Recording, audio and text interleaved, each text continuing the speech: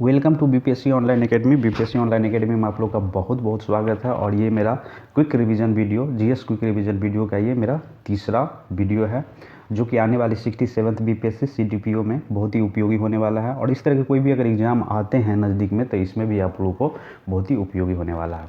तो चलिए बिना टाइम गंवाए लेते पहला क्वेश्चन। श्रीरंगपट्टनम की संधि टीपू सुल्तान और किस अंग्रेज के बीच हुई थी? The treaty of the Seringapatam was signed between the Tipu Sultan and which Britisher? तो ये कॉर्नवालिस के साथ किया गया था। टीपू सुल्तान और कॉर्नवालिस के बीच में हुआ था। और उस टाइम में इसी श्रीरंगपट्टनम के जो संधि थी, जो थर्ड एंग्लो मैसूर वार, इसी ट्रेटी पे जाके, इसी संधि पे जाके क्या हुई थी, ख़त्म हुई थी। तो याद रखिएगा 1972 में हुआ था। 18 मार्च 1972 में कॉर्नवालिस और टीपू सुल्तान के बीच ये संधि हुई थी। और टीपू सुल्तान थे रूलर ऑफ मैसूर। तो इसके मैसूर और अंग्रेज़ों के बीच चार युद्ध हुआ था, जिसका नाम है फर्स्ट एंग्लो मैसूर वार, सेकेंड एंग्लो मैसूर वार, थर्ड एंग्लो मैसूर वार और फोर्थ एंग्लो मैसूर वार। तो जितने भी एंग्लो मैसूर वार हुआ, किसी न किसी संधि पे जाके ख़त्म हुआ। जो तीसरा एंग्लो मैसूर वार था वो श्रीरंगपट्टनम के संधि पे जाके ख़त्म हुआ। तो पहला एंग्लो मैसूर वार हुआ था 1967 से 69 तक, और सेकेंड एंग्लो मैसूर वार हुआ था 1780 से लेके 84 तक, और थर्ड एंग्लो मैसूर वार हुआ था 1791 से 1792 तक, और फोर्थ एंग्लो मैसूर वार हुआ था 1798 से 99 तक। ठीक है, चलिए अगला है, चतुर्थ पंचवर्षीय योजना किस मॉडल पर आधारित थी? On which model was fourth 5 year plan based? तो ये जो था अशोक रुद्रा मॉडल पे ये आधारित थे। और इसका जो पीरियड था, चौथा पंचवर्षीय योजना का जो पीरियड था 1969 से 74 तक था, under the leadership of the Indira Gandhi. ये उस टाइम के पीएम थी। और इस चौथा पंचवर्षीय योजना के दो मेन ऑब्जेक्टिव थे, growth with stability and self reliance. ये दो मेन ऑब्जेक्टिव रहा था उस टाइम में। और उस टाइम में 14 इसे मेजर बैंक था जिसका क्या किया गया, नेशनलाइज किया गया। इसी टाइम में ग्रीन रिवोल्यूशन का शुरुआत हुआ था, फैमिली प्लानिंग इम्प्लीमेंट किया गया था। और 1971 में इंडो पाक वॉर और बांग्लादेश लिबरेशन टुक प्लेस, मतलब हुआ था। ठीक है, चलिए नेक्स्ट है 1937 के चुनाव में मुस्लिम लीग के टिकट पर कितने मुस्लिम सदस्य बिहार राज्य की विधानसभा से चुने गए थे? How many Muslim members were elected from the legislative assembly of Bihar state on ticket of Muslim League in 1937 election? तो ये जो थे तीन मुस्लिम लीग के टिकट पे 3 लोग चुना के गए हुए थे। और उस टाइम में 1937 में जो इलेक्शन हुआ था, टोटल 11 प्रांतों में इलेक्शन किया गया, जैसे मद्रास, बिहार, बम्बई, पंजाब, सिंध, ये सब में इलेक्शन करवाया गया था, जिसमें इंडियन नेशनल कांग्रेस 8 प्रांतों में अपना विजय हासिल किया। वही मुस्लिम जितना भी सीट था, मुस्लिम लीग उसमें से 106 सीट हुआ, जो कि 6.7% ऑफ टोटल सीट। तो इंडियन नेशनल कांग्रेस जो है पहले पोजीशन पे आए थे। और बहुत सारे प्रांत में सरकार भी बनाए थे इंडियन नेशनल कांग्रेस। और ये जो है 106 सीट हासिल किए थे ऑल इंडिया मुस्लिम लीग, और 6.7% ऑफ टोटल सीट लाया गया था। तो ये इंडियन नेशनल कांग्रेस पहला प्लेस पे था, और ऑल इंडिया मुस्लिम लीग जो था ये दूसरा प्लेस हासिल किया था। चलिए नेक्स्ट है, भारत सरकार का प्रथम विधि अधिकारी कौन होता है? Who is the first law officer of the government of India? तो ये जो पहला अधिकारी होता है अटॉर्नी जनरल ऑफ इंडिया, जिसको हम लोग शॉर्ट फॉर्म में AGIB बोलते हैं, जिसको महान्यायवादी बोलते हैं हिंदी में। इसका जो अपॉइंटमेंट होता है प्रेसिडेंट के द्वारा अकॉर्डिंग टू आर्टिकल ऑफ 76। इसका क्वालिफिकेशन वही क्वालिफिकेशन होना चाहिए जो एक सुप्रीम कोर्ट का जज का क्वालिफिकेशन होता है, या किसी हाई कोर्ट में वो वकील का काम किया हो 5 वर्षों तक, ये उसका क्वालिफिकेशन है। अभी जो 15वां अटॉर्नी जनरल ऑफ इंडिया है वो के वेणुगोपाल साहब हैं। और ये जो इसका काम होता है advising the government on legal matter, मतलब कोई भी लीगल मैटर होता है तो ये गवर्नमेंट को क्या करते हैं, एडवाइस देते हैं। और AGI attorney general of India के पास एक राइट होता है कि ऑल ओवर इंडिया में किसी भी कोर्ट में वो बैठ सकते हैं।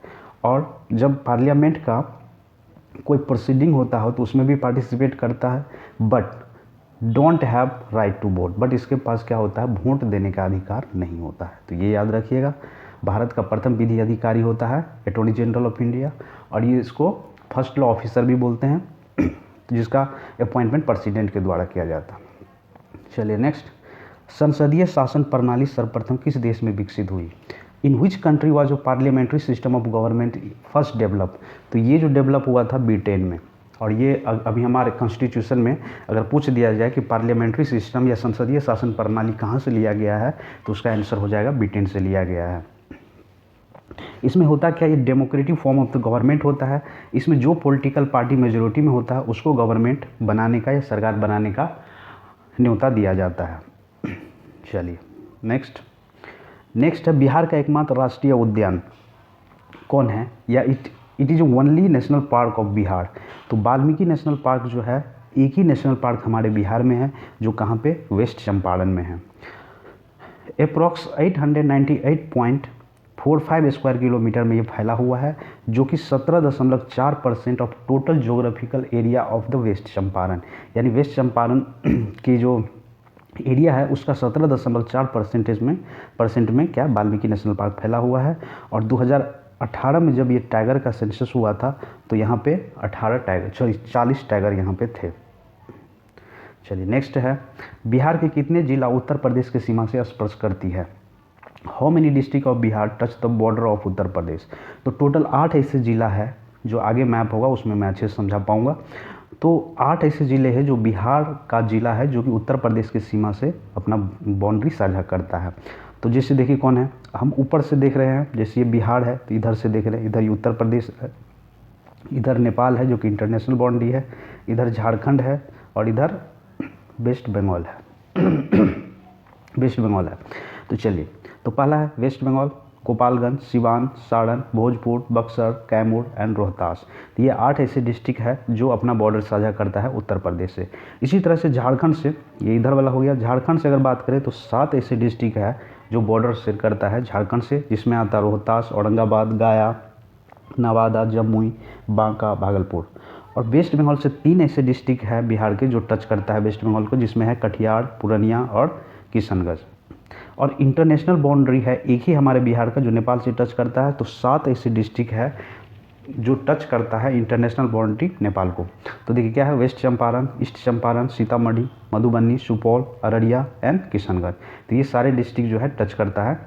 तो याद रखिएगा, 8 ऐसे डिस्ट्रिक्ट है जो उत्तर प्रदेश को टच करता है, 7 ऐसे डिस्ट्रिक्ट है जो झारखंड को टच करता है, 3 ऐसे डिस्ट्रिक्ट है जो वेस्ट बंगाल को टच करता है, और 7 ऐसे डिस्ट्रिक्ट है हमारे बिहार को जो इंटरनेशनल बॉडी नेपाल को टच करता है।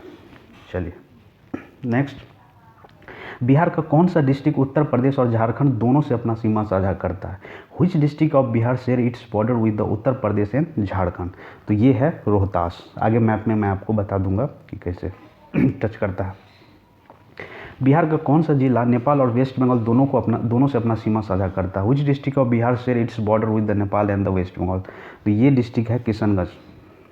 ठीक है, इसमें कुछ खास है नहीं। चलिए अब देखिए, यहाँ पे ये मैप है, इस साइड आपका नेपाल है, इस साइड नेपाल है जो कि इंटरनेशनल बाउंड्री है, इस साइड यूपी है, और इस साइड जो है झारखंड है, और इस साइड है वेस्ट बंगाल।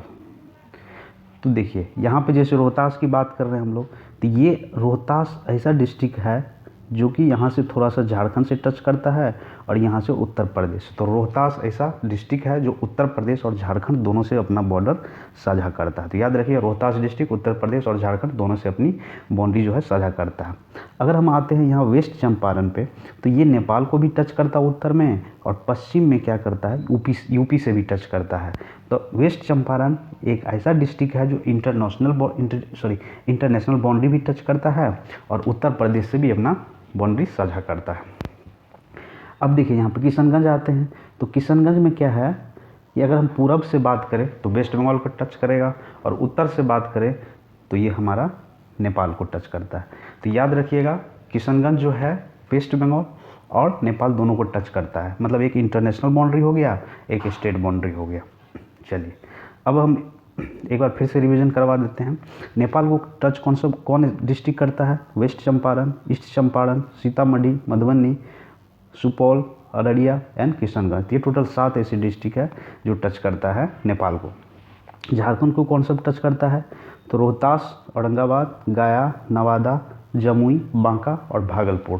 तो ये 7 डिस्ट्रिक्ट है 7 डिस्ट्रिक्ट है जो झारखंड से टच करता है। अब इधर से 8 डिस्ट्रिक्ट है जो उत्तर प्रदेश से टच करता है। अब देखिए कौन कौन सा, वेस्ट चंपारण और गोपालगंज, सिवान, सारण, बक्सर, कैमूर और यहाँ से थोड़ा सा रोहतास से करता है।